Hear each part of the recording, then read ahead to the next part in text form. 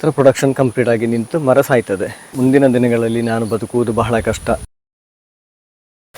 ಮತ್ತೆ ನಮಸ್ಕಾರ, ನೀವು ನೋಡ್ತಾ ಇದ್ದೀರಾ ಮಣಿಕೆ ಮಿತ್ರ ಬ್ಲಾಗ್ಸ್. ಇವತ್ತಿನ ಇನ್ನೊಂದು ಹೊಸ ವಿಡಿಯೋಗೆ ನಿಮಗೆಲ್ಲರಿಗೂ ಆತ್ಮೀಯವಾದಂಥ ಸ್ವಾಗತ ಸ್ನೇಹಿತರೆ. ಮಳೆಗಾಲ ಬಹಳ ದೂರ ಹೋಯಿತು, ಇನ್ನು ಎಲ್ಲಿ ಉಂಟು ಮಳೆ.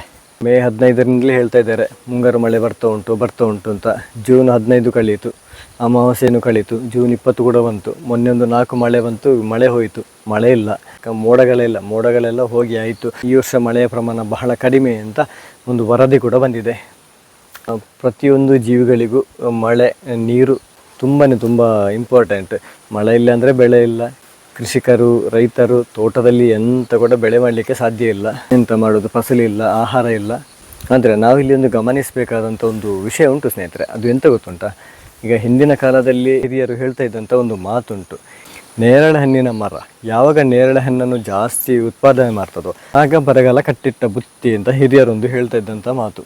ಹಾಗೆಯೇ ಹಲಸಿನ ಮರದಲ್ಲಿ ಕೂಡ ಹಲಸು ಜಾಸ್ತಿ ಯಾವಾಗ ಪ್ರೊಡಕ್ಷನ್ ಆಗ್ತದೋ ಆಗ ಬರಗಾಲ ಕಟ್ಟಿಟ್ಟ ಬುತ್ತಿ ಅಂತ ಹಿರಿಯರೊಂದು ಮಾತು ಹೇಳ್ತಾ ಇದ್ರು.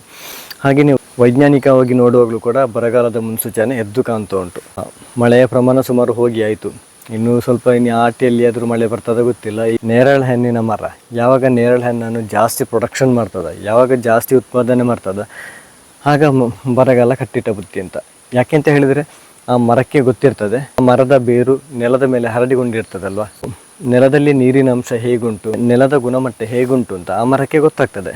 ಆಗ ಮರ ಕೂಡ ಆಲೋಚನೆ ಮಾಡ್ತದೆ, ಇನ್ನು ನಾನು ಬದುಕುವುದು ಬಹಳ ಕಷ್ಟ, ನನಗೆ ಬೇಕಾಗಿರುವಂಥ ಆಹಾರ, ನನಗೆ ಬೇಕಾದಷ್ಟು ನೀರು ಈ ಮಣ್ಣಿನಲ್ಲಿ ಇಲ್ಲ. ಇನ್ನು ಮುಂದಿನ ದಿನಗಳಲ್ಲಿ ನೇರಳೆ ಹಣ್ಣನ್ನು ಪ್ರೊಡಕ್ಷನ್ ಮಾಡಲಿಕ್ಕೆ ನನ್ನಿಂದ ಸಾಧ್ಯ ಇಲ್ಲ.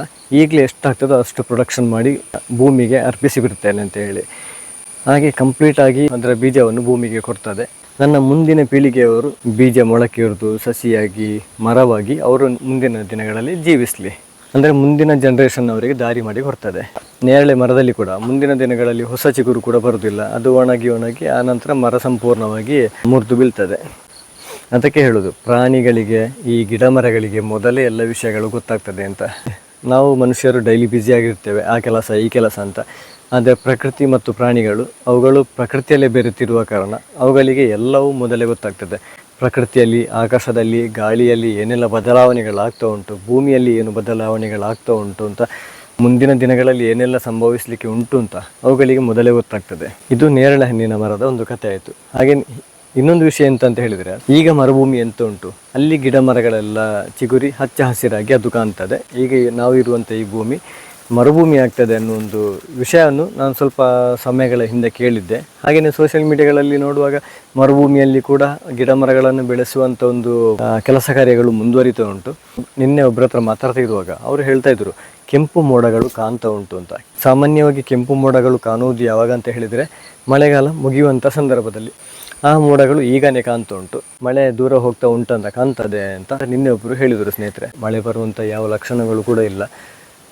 ಒಮ್ಮೆ ಕರಿ ಮೋಡ ಬಂದಾಗೆ ಆಗ್ತದೆ, ಒಂದು ದೊಡ್ಡ 2 ಹನಿ ಆಗ್ತದೆ, ಮಳೆ ಹೋಗ್ತದೆ. ಒಮ್ಮೆ ಮಳೆ ಬಂದರೂ ಕೂಡ ಒಂದು 2 ನಿಮಿಷ ಬರ ಅಂತ ಮಳೆ ಬರ್ತದೆ, ಆನಂತರ ಹೋಗ್ತದೆ. ಹಾಗೆಯೇ ಕೃಷಿಯ ಪರಿಸ್ಥಿತಿ ಕೂಡ ಹೇಳಿ ಪ್ರಯೋಜನವಿಲ್ಲ. ಅಡಿಕೆ ಕೂಡ ಫಸಲಿಲ್ಲ, ಎಲ್ಲ ಹೋಗಿದೆ. ಎಲ್ಲ ಹಿಂಗಾರಗಳು ಕಪ್ಪಾಗಿ ಕೆಳಗೆ ಬೀಳ್ತಾ ಉಂಟು. ಉಷ್ಣಾಂಶ ಜಾಸ್ತಿ ಆಗಿದೆ, ಮದ್ದು ಬಿಟ್ಟರೂ ಕೂಡ ಉಪಯೋಗ ಇಲ್ಲದಾಗೆ ಆಗಿದೆ. ಎಲ್ಲ ಕಡೆ ಕೂಡ ಇದೇ ಸಮಸ್ಯೆ, ಯಾರ ಹತ್ರ ಕೇಳಿದರೆ ಕೂಡ ಇದೇ ಸಮಸ್ಯೆ. ಎಲ್ಲ ಬೀಳ್ತಾ ಉಂಟು. ಈ ಸಣ್ಣ ಅಡಿಕೆಯಿಂದ ಹಿಡಿದು ದೊಡ್ಡ ಅಡಿಕೆಯವರೆಗೆ, ಹಣ್ಣಡಿಕೆಯವರೆಗೆ ಎಲ್ಲ ಬೀಳ್ತಾ ಉಂಟು.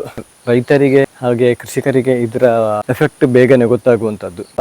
ಸಮಸ್ಯೆಗಳನ್ನು ಕೂಡ ಮೊದಲು ನಾವೇ ಅನುಭವಿಸುವಂಥದ್ದು.